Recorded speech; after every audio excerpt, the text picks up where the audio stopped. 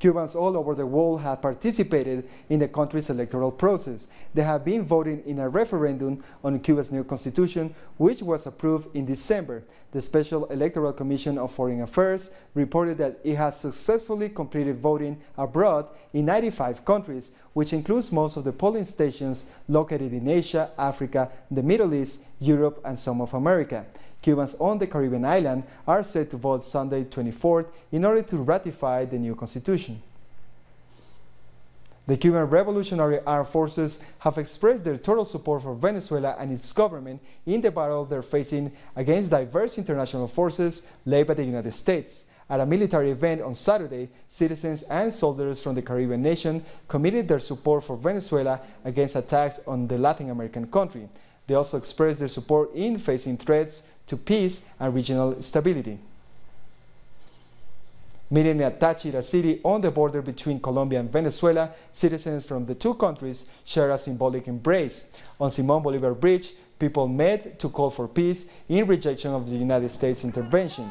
They say that we are a sovereign people and, speaking in one voice, rejected war.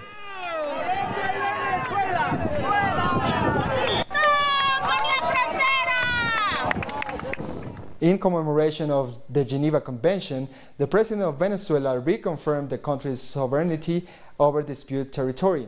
On social media, President Nicolás Maduro said that the document, signed 53 years ago, recognizes Venezuela's right to Guyana Esquiva. He noted that the country's determination to reclaim sovereign Venezuelan territory through peaceful and diplomatic means. The first of 3 United States Armed Forces planes arrived at the Colombian border with Venezuela on Saturday. As announced by the government of Venezuela, the planes were U.S. Army aircraft with military intentions. However, the U.S. government says they're bringing humanitarian aid. At the same time, Cuba has publicly accused the United States of moving special forces to Puerto Rico and other Caribbean islands as part of a plan to topple the Venezuelan government. U.S. Special Envoy Elliot Abrams accused Cuba of lying. Meanwhile, at the United Nations, Venezuelan Foreign Minister Jorge Arreaza announced that around 50 nations have joined a new coalition in opposition to the U.S.-backed efforts to overthrow the Venezuelan government. After his speech at the OAS on Saturday, the Venezuelan ambassador to the UN, Samuel Moncada, gave an exclusive interview to Telesur. They are not going to call for elections because the OAS is now saying it's not possible to call for elections in Venezuela. That tale was woven to justify elections not being called in Venezuela, to keep the hard dictatorship with no separation of powers, without a constitution, supported by the OAS. That's another lie that we burst yesterday. But the main problem here is the war. Everything they said up until now, the theft, the OAS, elections, humanitarian aid, that's all to do with mobilizing war, mobilizing military forces to provoke a war. They are mounting what they call a cause for the war, and they are selling it to the media and to these countries to justify that they are Venezuela's saviors, going to war against Venezuela's people. It's more than a big lie. It's a perverse plan, evil, criminal, and the same U.S. war criminals are doing it, the same who are responsible for planning the Iraq War in 2003. Samuel Moncada also spoke about the United States Congress being against intervention and about U.S. domestic politics. The truth is painful for the United States, and that's why they decided to impose a restriction of movement on our UN representative Samuel Moncada, preventing him from attending future OAS sessions. They were afraid of the truth about Venezuela. Our ambassador got a message informing him about the restrictions just minutes after his participation in the last OAS session, in which there were several US allied countries making negative comments about Venezuela. They are paving the way for a war. The OAS has always served the United States in preparing the conditions for an intervention. They are upset because Ambassador Moncada told the truth, and that's why they're trying to restrict him. It's a completely arbitrary move. It shows that our arguments are strong, and that is why the empire is upset. That's why they are trying to sanction us. What actions will the government of Venezuela take? We are going to evaluate this. The voice of Venezuela at the OAS will not remain silent. until April 27th, which is the date when we are supposed to leave the OAS. Nobody will expel or suspend us. President Maduro took the decision on April 2017 to leave the organization, and according to the OAS's regulations, we had to stay a member for 2 years. In April, we will leave the organization, which has been kidnapped by the government of Donald Trump. We will evaluate the situation. They will not silence us. Every time there is a session, Venezuela will be there to raise its voice, to speak up, and to tell the truth. You were recently at the UN, where a new group was created in order to protect international rights. What is this group about? What are the next steps to follow? It's a good initiative, inspired by non-aligned countries to moderate political positions and to respect international rights. This initiative was created during the last UN session in which we participated. The group was created not only to defend Venezuela, but also to defend the Charter of the United Nations, to respect the principles of international rights, to defend peace, to protect the self-determination of peoples, to respect sovereignty, and to support equality between nations. That's what this group is about. However, it should not be necessary, as we all signed the UN Charter, including the United States, and we must respect it. But unfortunately, they are constantly violating these international agreements, and that's why this group was created. It began with 25 countries, and more are joining. This wasn't a Venezuelan initiative. It was proposed by several non-aligned countries.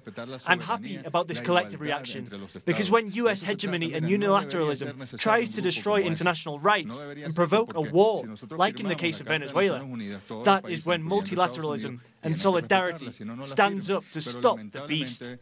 President Nicolás Maduro has revealed in an interview with the Associated Press that his foreign minister has met with the U.S. Special Envoy for Venezuela, Elliot Abrams.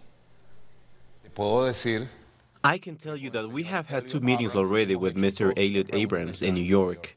Our foreign minister has met twice with Elliot Abrams. The first meeting lasted 2 hours, the second 3 hours, a few days ago. I invited Elliot Abrams to come to Venezuela, in private, in public and secret. Or if he wants to meet, let him say when, how, where, and I will be there. All this comes as the Trump administration imposes more sanctions on Venezuela, specifically targeting 5 officials, including the head of Venezuelan state oil company, PDVSA. It's estimated that in 2018 alone, international sanctions cost Venezuela $20 billion. In Canada, the annual Montreal Marxist Winter School has held an event in solidarity with the Bolivarian Revolution in Venezuela titled Hands Off Venezuela. We're going live with Alex Grant, the editor of revolutionary publication Fight Back, who presented the event. Alex, thank you so much for joining us. Thank you, Jose. First of all, we would like to ask you about the Lima Group and Canadian Prime Minister Justin Trudeau's position in recent meetings. What kind of role is Trudeau playing regarding the situation in Venezuela? Well, Trudeau is trying to be the pretty version of Donald Trump, and he's playing a very sneaky game. But the reality is that Canada is trying to, I guess, put lipstick on a pig, that this is a terrible anti-democratic coup, and they're trying to give justification to it. Now, what is the public opinion on Trudeau's unconditional support for the United States plot? Public opinion, I guess it's mixed, and people are kind of confused. There's incredible propaganda in the media that there's just endless terrible stories about Venezuela. But at the same time, people don't support Donald Trump. And actually, the major trade unions in Canada, Canadian Union of Public Employees, the largest trade union, and the Canadian Labour Congress have all said they do not support this coup, that it's anti-democratic coup, and we must let the Venezuelan people decide. Now, Alex, you just hosted an event in solidarity with Venezuela. What are the demands of Canadians who want Canada out of the affairs of foreign nations? Yeah, so we had over 250 people here saying hands off Venezuela, no imperialist intervention, that we support the Venezuelan people, we support the revolution, and Canada is also an imperialist country, that Canada has one of the largest gold investments of any country in Latin America. Also, you've got major banking interests in Latin America. So they're trying to be the junior partner of Trump taking Venezuelan oil. Canada wants to get the scraps from the table, the gold and other minerals. Now, does the context of the humanitarian situation for the First Nations indigenous community affect this? Absolutely. This just highlights the hypocrisy of the Canadian government. They talk about a humanitarian situation in Venezuela, but the fact that there is a humanitarian situation right here, there is no clean water for First Nations in northern Canada, and there's lots of money for corporate tax cuts and all of that, but nothing to solve problems. In terms of democratic rights, well, Justin Trudeau pretends that he's the friend of the worker. Well, just the other day, he removed the right to strike from postal workers. And so it's an extremely hypocritical government. Now, Alex, thank you so much for sharing this information with us today. You're welcome, and everyone here from the International Marxist Tendency and the Hands Up Venezuela campaign is supporting the people of Venezuela. Thank you so much. We'll take a short break now. Join us again after this.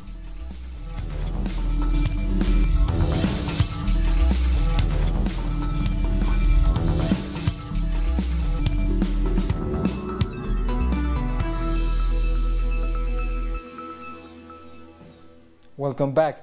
The Prime Minister of Haiti, Jean-Henri Seant, has addressed the Caribbean nation after days of protests. Seant called for a series of privileges to be cut, including a 30% reduction to the Prime Minister's budget, as well as the withdrawal of privileges to top officials. He also lamented the human and economic losses during the violent protests over the past few days. Our correspondent in Port-au-Prince, Pablo Perez, has the details.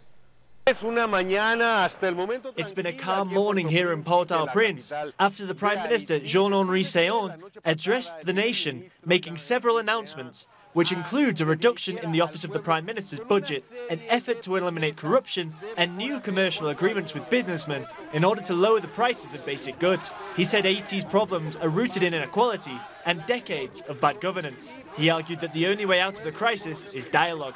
Seant reiterated that unnecessary privileges will be withdrawn from state officials. The street demonstrations began on February 7th, with many demanding the resignation of President Jovenel Moïse, as well as urgent calls to address the socio-economic crisis.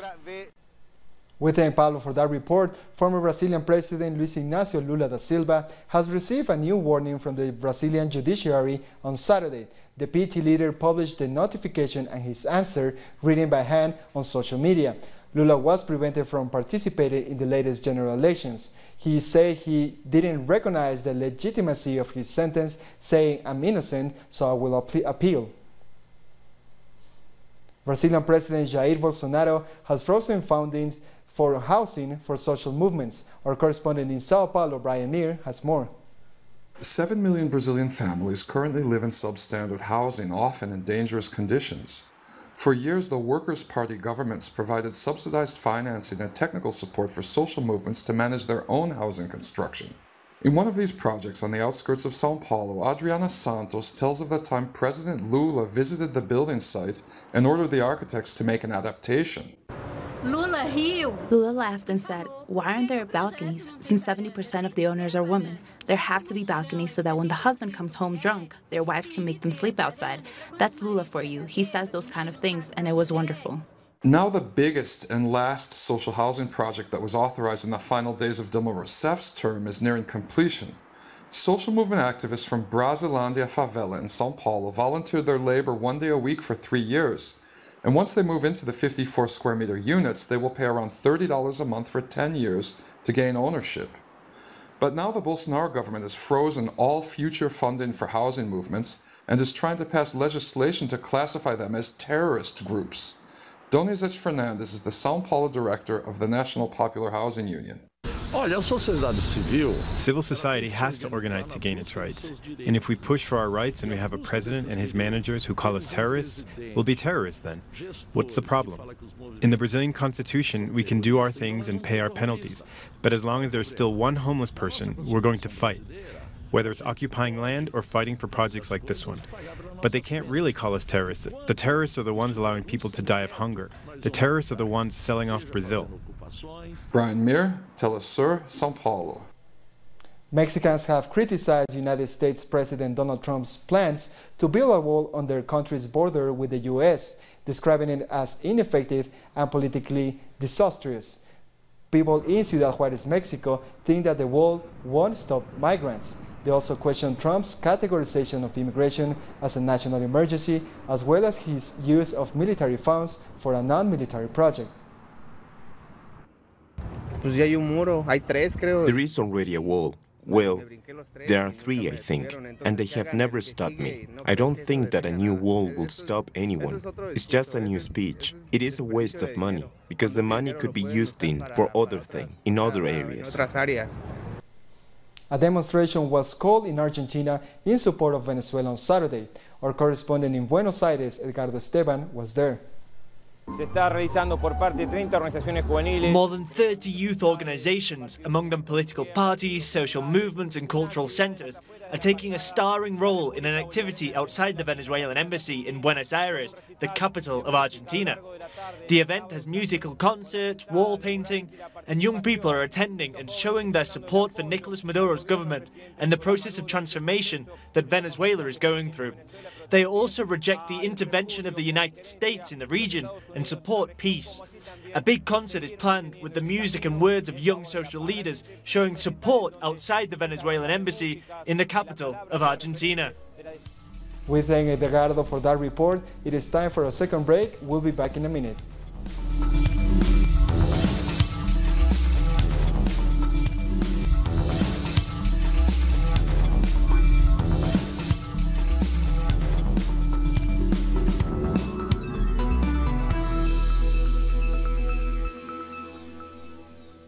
Welcome back. Electoral campaigns have started in Guinea-Bissau.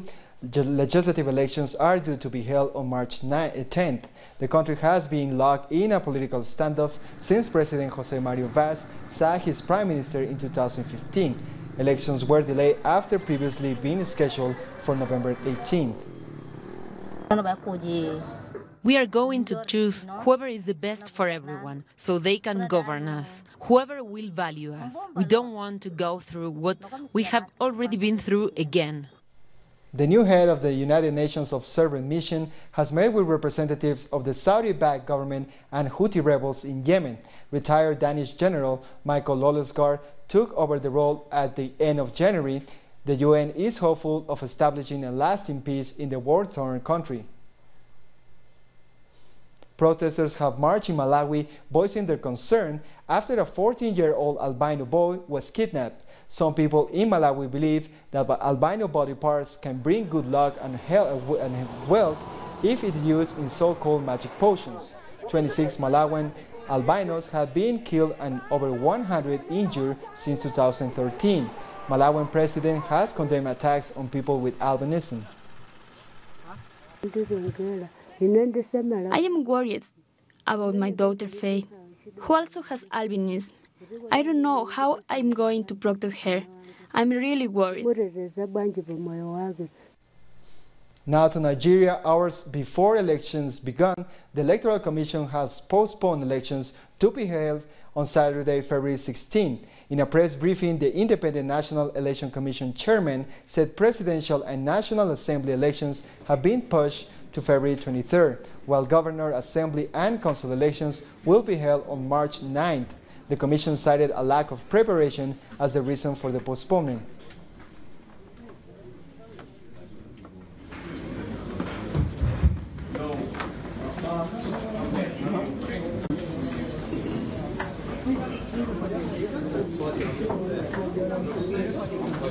Following a careful review of the implementation of its logistics and operational plan and the determination to conduct free, fair and credible elections, the Commission came to the conclusion that proceeding with the election as scheduled is no longer feasible.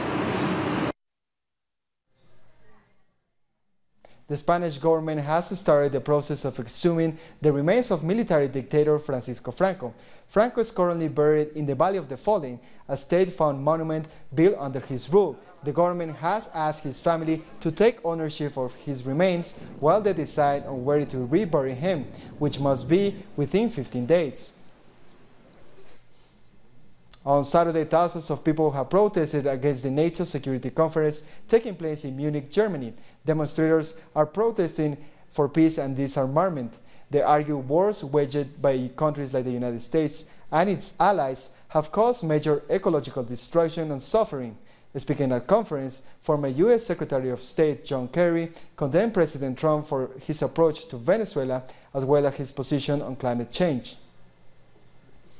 And I'm ashamed that our Vice President of the United States stood up here and at a security conference never even mentioned the word climate change. I wish there was a way to hold this President of the United States. I wish there was a way to hold the President of the United States accountable for the loss of life that is going to take place every day, for the displacement of people, for the trillions of dollars we will have to wind up spending because we're not getting the job done. And before we end the show, make sure you tune in every Sunday for a new original documentary series by Telesur called Afterworld. The series recounts the impact that United States interventions have had in countries across the world. The second installment will air after this edition of From the South, so stay with us. So no, the war is not finished, absolutely not.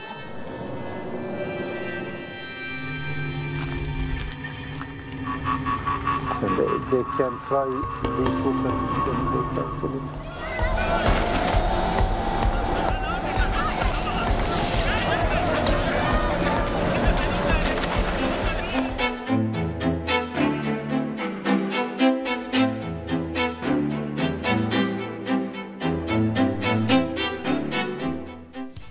And with this, we come to the end of this news brief. This and many other stories you can find at our website at telesurenglish.net. And don't forget to follow us on social media, Facebook, Twitter, and Instagram. For Telesur English, I'm Jose Daniel Lopez. Thank you for watching.